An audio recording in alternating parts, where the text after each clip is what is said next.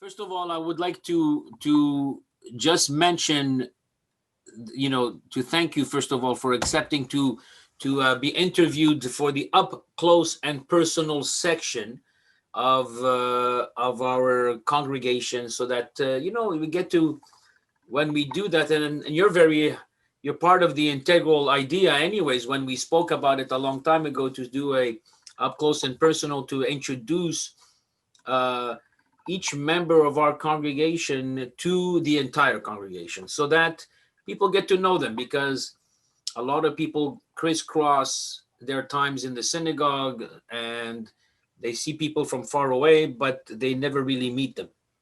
Uh, so this is a great way of introducing people to our community. Well, actually, I think it's a great idea, and I enjoyed your previous interviews, and even with people that I thought I've known for That's right. numerous years, I get to learn different things about them. So yeah, I think 100%. it's a great initiative. Wonderful, wonderful. So I'm gonna start right away by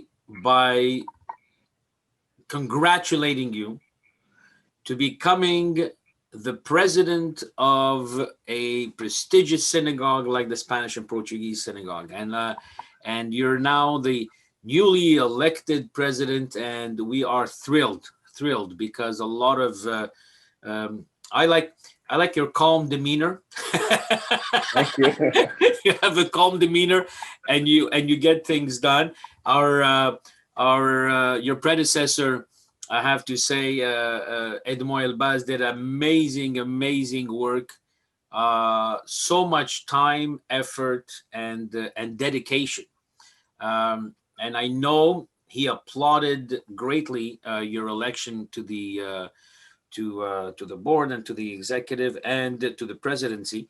And we're all excited as a clergy under you. I'm very excited, because there's a lot of good stuff that we have put in place. So without further ado, like, let's say, for example, on a personal basis, who is Charles Shemie? In a sense, your background a little bit, if you where you come from, and family. I know you have a beautiful family, Lucy, and the two kids, and you have an extended family. So much beautiful stuff going on. So can you tell us a little bit about you? So my name is Charles Shemie. I was born in Iraq, and in 1959, and I we left Iraq in when I was 4 years old in 1965, and so we came here to Montreal, and that's a whole story in itself. And right now, I have one brother and one sister who both are living in Montreal, Okay. and I'm a chartered accountant, CPA. I have my own firm. I've had my firm for almost the whole time, for 100 years or whatever, about 30 years. Wow. And that's also a story in itself. And I'm really honored to be chosen as the president of the synagogue. I really never expected it at all. Came out of left field. And I mean, I was very happy to. I'm a more of a background guy, so I was treasurer for a couple of years, and I really enjoyed it. It was a lot of work. I worked alongside a great team, which are still in place. Edmond left me a synagogue that's really running very well. I mean, of course, and I'm gonna try to bring it to the next level. We have great clergy, and thank you very much. And this is where we are right now. It's amazing. I want to. You are a busy man, because you have your own company, you have your own, company. You have accountants, you have people under you. You have to think about. And how do you juggle between your work, your family, and everything else, and the presidency of a congregation that's not small. I mean, you're talking about of a good-sized congregation, a lot of people, a lot of, like every other synagogue, there's politics, and there's a lot of like, you got to come in, you got to talk, you got to smooth things out. How do you find the time? So, I learned in my business career all these past years to learn how to delegate properly and to Correct. have a system in place and to trust the people around you to be able to do what they're doing, and that not to get in, I don't get involved in the nitty gritties of, even in my business, Yeah. on the day to day. I'm here to solve problems. And of course, my family comes first. So I've attended all of my kids' functions in schools, all of their plays, and so on and so forth. And so that's really, it's something that I learned over the years. It wasn't always like that. Yeah. And I learned to organize and organize myself. And I think I'm going to do the same thing with the synagogue, where I don't believe that the president has to be there to do, to be involved in the day to day. Again, I'm gonna use the same formula as I did in business. We're going to try. That's one of our objectives, is to let the good people running the synagogue, take care of their own thing. And Correct. I have a lot of faith in them. I wanna be there to guide them, and I'll be there to resolve problems, basically. Very good. I think the word that you used to delegate is a very interesting part, because most of the time people burn out because they don't delegate. And even it doesn't mean that when you delegate, this is what my understanding after a while, I've been in this business, in the clergy business for the past almost 40 years. And I have to tell you that this whole thing about delegate, it doesn't mean that you just give something out and then you don't take care of it anymore. You delegate, but you're always making sure it's being done, and being done the right way. So I appreciate when you said that, because a lot of people think that, no, I got to be there for every single little thing. Then what happens? You burn out, and then you don't really, so I appreciate what you said. Um, Charles, there's one thing that we're competing with a lot of different things as a congregation. First of all, we came in through this COVID thing, which is like hit us really hard.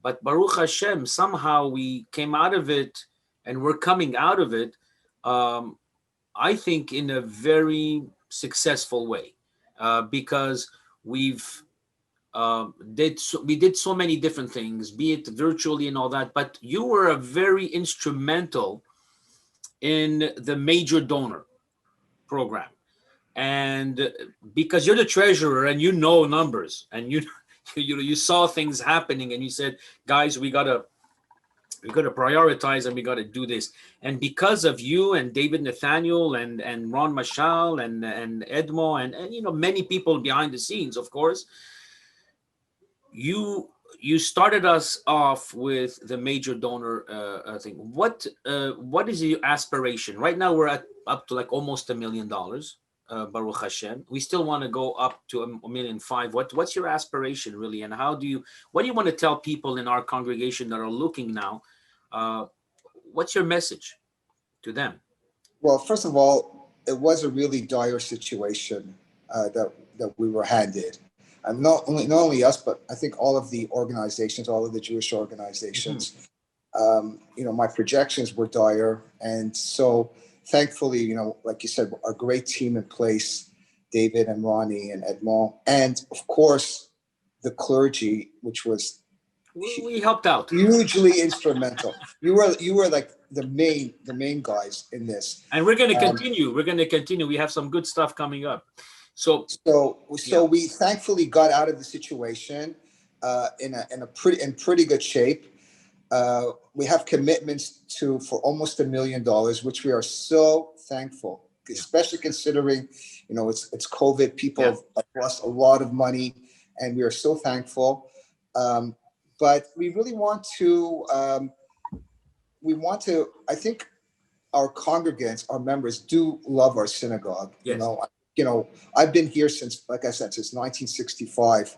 I've seen it, and it's more than just a place of prayer. It's a place to come to and to meet your friends, and I feel like family when I'm there. Mhm. I feel very comfortable, and so I want to try to expand our donor base, Okay. and to try to see what's stopping people from not donating. Mhm. Are there personal issues that they have grievances? If there are, I just would like to try to resolve these grievances one at a time. Yeah. And I would like, and I think with you and you and the rabbi connecting to all the members, I think we will reach our goal of $1.5 million, Yeah. hopefully in the next short while. I think we can, and I have a very good feeling about it. You said something very important that for me hits home, which is it's not only a synagogue, it's like a family, it's a community. Yeah. And I think if people buy into that idea that it's not just like, a synagogue, that whenever you need it, it's there for you, but it's a community, it's a family that you're participating in. And I think that this concept hits home. It's a home away from home, and I think we have to build it that way. And I think we should do. We can think about this campaign of like family, it which is something that I believe people like to. They need ownership. They need to say that I belong here, right? So Listen, yeah, it's definitely, I mean, I see there are people that I don't see all year long, and I come to the synagogue. How are you doing? How was your year? And I'm always happy to see. We're always happy to see each yeah, other, and it's a place of socializing, yeah, now that I have kids, I would, when I was a kid, I would be running around all over the place and playing hide and seek, and I made a lot of friends over all these years, and they're still they're still my friends.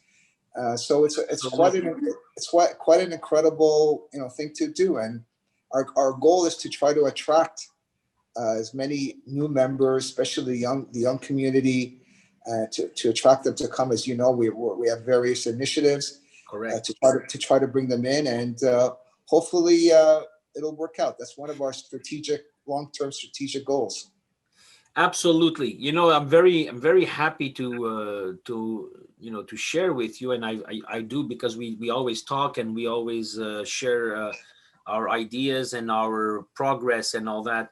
We've I think with the bar mitzvahs and everything, and bat mitzvahs, young people, young families with a lot of young kids.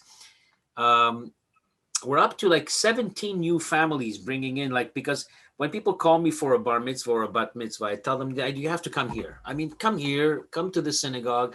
I want to be, with your child when he goes up to the bima. So we brought in like 17 new families, which is amazing. And I think the most important right now, as you said, because of this family concept, is that when they come in, they feel that this is the place they want their kids to grow, you know? Yes. And that's what I tell my bar and bat mitzvah. So I like the way you're thinking. It's like you're thinking about, not about it as a community per se, but like a family that you're belonging to. And I Yes. think this is going to be I think this is the catchphrase for the campaign, for the next campaign, for the next 500,000, right? That would be a good way to start. Yeah. I think so. Absolutely. I think Absolutely. I think so. I mean, you just hit the nail on the head without knowing it. You know that. Great. I'm happy to help out. So you have two children, Yes, I do. and who are they? I have a daughter, Sophie, who, Sophie. Yeah. who's 21, Yeah. and she's at University of Montreal. Beautiful. Université de Montréal in French. Sorry, I didn't understand your word. Did It's in she like? French. It's in French. Yeah, it's in French. Wow. She had a lot of guts to Oh go. yeah, of course, because I speak French very well and I'm brought up in French and everything, but going to school in French is not the same as going to school in English. Yeah, yeah. I was really impressed that Much she chose. harder. Yeah. Yeah, And she's doing and what? In what she's field? a she's in law school. She's in her first year of law school. Oh my God. So Wow. she's presently swamped at home with exams. 100%. Right now, especially, right? In this time. Yeah. Yeah, they give her the option. It's the University of Montreal is pretty good, like in helping foreign. They call them foreign students, like Yeah. and trying to transition to French. So they allow her to write the exams in English, In English, but the rest is in French. but she chose not to because she figures it's harder just to like retranslate the words, Yeah. in English and then write. So But she's really, yeah, the amazing thing about that is that Sophie will be able to it's going to open up doors for her, because if she's bilingual, like fully bilingual, it's the sky is the limit. I'm looking forward to her to graduating. She can help take over some of my come work in my office with me. Well, be careful, because my daughter, my daughter Shira, Yes. so Shira she just passed her CFE. Uh, she passed it, and she's working for PwC now. Okay. And Wow. Great. yeah, she's working for PwC for a bit now. And she said to me that I'm looking to be in the in an outside of the big the big companies, like the big PwC, the big four or big three or whatever it is. So In my days, it was the big eight. the big eight, now it's went down to 3 or 4, I think. Hey, listen, maybe she's gonna work for you. It's very hard to find. Really. I know. Yeah. She's amazing very stuff. highly. Anyways, this is not the place to talk about business, but I No, want but to. I mean, she'll always have a job. I mean, that's for sure. Yeah. She's very, very smart and very. So it's great that Sophie does that. And who else do you have? Then have Michael, my son. He's 19. He's at Concordia, and he's in commerce, and Wow. he still doesn't know what he wants to do. He just wants to have a good time right now. He wants He's to have 19. Give yeah. it time. So this COVID thing is really restricting him because he really wanted to start university and start to meet new people. Yeah. And so that's kind of like bumming him out Putting a bit. Putting a damper on it. Yeah. Yeah, but I think soon he'll be able to go back to school and things will work out. That's amazing. It's great to know your family. I want people to know your kids, people to know your family. And Lucy is a gem. She's an amazing, amazing lady. What a wonderful lady. Thank you so much. Thank you. I don't think I could have done it. I don't think I could have achieved what I've achieved. And in terms of organization, without her. She really takes care of the other side of our life. So when I come home, everything is organized, and I just have to enjoy my kids when I get home. Amazing. Yeah. And she's supporting you also on your presidency, also in the synagogue and all that. So she's the first lady, you know that. Okay, I think so. Yeah, thank you. She's the first lady. Charles, I have to tell you one thing. This is only a very quick update on the president of the congregation. There's so much more, and I know there's so much more, and we are looking forward to hearing from you in many different occasions.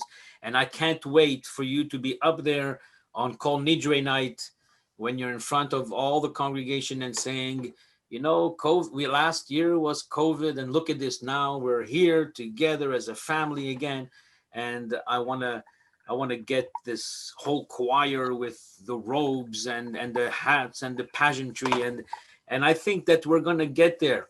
We're going to get there. And I have such high hopes. I have no doubts that we're going to get there. Just another few months. Yeah. And slowly we'll go back to normal. And I'm very excited about our future. I'm very excited about the synagogue, and I think everything's looking bright. Well, amen. You know what? I'm so excited. I want to thank you from the bottom of my heart for being here and up close and personal. And I know there's a lot of people who are going to watch this, and a lot of people are going to get to know you much better. And they'll call you. They'll call you for hopefully for the good things, and always to say how wonderful it is and how proud they are of all the work you've been doing and you continue doing. I So look forward. I look forward to speaking to as many people as possible. yeah, Um, my door is open. Email, telephone. They want to meet me in person. I'll be available, and I would love to get to know more people. yeah, And like again, I've met so many people the last 2 years. It's quite incredible. incredible. Quite incredible. Great people. Yeah. A lot of hardworking volunteers, and I'm excited about You're the almost future. giving me you're almost giving me an idea of like doing a program, meet the president, and then let people go on Zoom and let's chat and talk and open up. But that could be a long Zoom.